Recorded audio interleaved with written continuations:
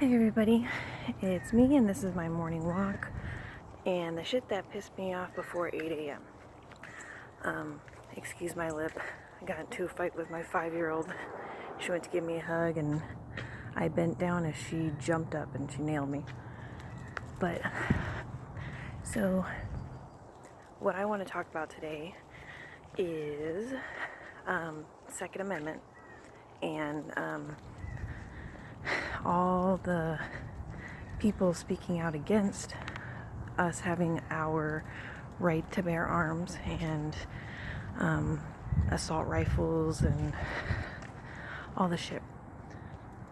Right now we have so many people speaking out against gun rights and gun laws and everything, but all the people that are speaking out are people that don't know jack shit about guns.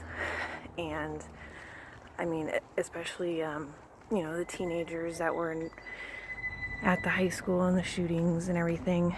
I get it, it's traumatic, but to all the adults out there, are we really supposed to sit back and take a lead from high school teenagers?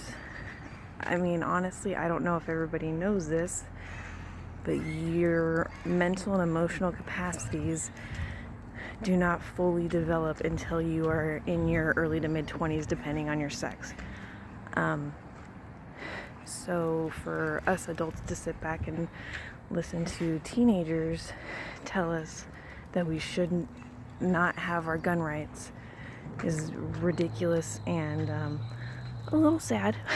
I'm glad that they are speaking up. I'm glad that our youth is becoming strong and vocalizing their beliefs. But they also need to understand that to speak up and to fight back against government and laws and our Constitution or anything, you need to have facts. You need to have data. And there's no facts that are true and hard that these kids are bringing other than the fact that they're scared, which is understandable. I would be too. But instead of taking away all of our guns, especially in a time where we have, a couple of different countries not really liking us right now, and we need to be able to protect ourselves, and our children need to be able to feel safe in school. So I don't think that has anything to do with actual weaponry. I think our kids feeling safe has more to do with counselors being well versed in how to handle children with depression or mental health issues. I think we need to have, honestly, I think we need to have full disclosure when it comes to weapons. Kids need to know what they look like, what they can do, and understand that there's no need to be afraid of guns. There's a need to be afraid of people who feel unheard, people who feel left out, and people who feel mistreated. All those things and more over an extended period of time can affect a person. And I know there's probably plenty of people out there that think I'm crazy, but I have a 5-year-old and a almost 3-year-old children, 2 little girls, and my 5-year-old already knows how to clean my Beretta 40 cal, and she's gonna know how to clean and how to respect and how to use every weapon that my family owns. The same goes for my youngest once she comes of age.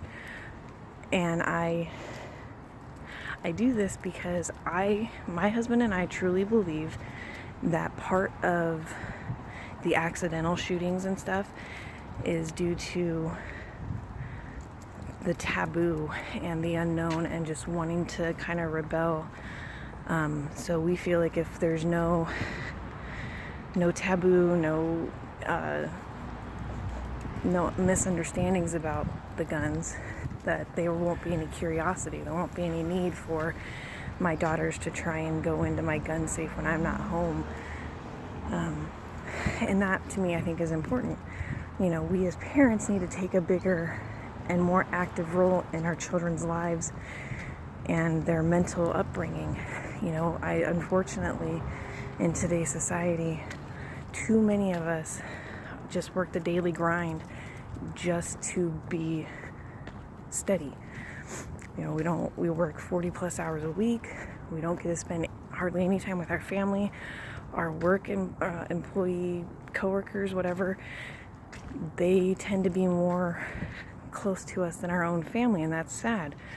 You know, I think I mentioned in a previous video, the state I live in, California, is ranked the worst quality of life out of all the states, and that's just horribly sad. But we need to figure that out. You know, we need to, at least in California, there needs to be rent control. There needs to be some sort of financial barrier, or not barrier, but quote or line that can lower the cost of living out in California so that there is a higher quality of life. California has a ridiculous cost of living. You know, for my bills, every month my husband and I are paying over $4,000 just in bills, just to keep steady and getting by. That's not including diapers and kid stuff. That is just my bills. That's insane. My in-laws don't even understand it because some of them live out in Florida, and they're like, $4,000? That's ridiculous. You're exaggerating. No, I did the math. It's sad. So that's the end of my walk, and that's the end of my shit that pissed me off before 8 a.m. Please leave your comments below to give me some advice of where you'd like me to go with topic or anything like that. I appreciate all you guys watching and giving me your comments. All right, have a good one, guys. Bye.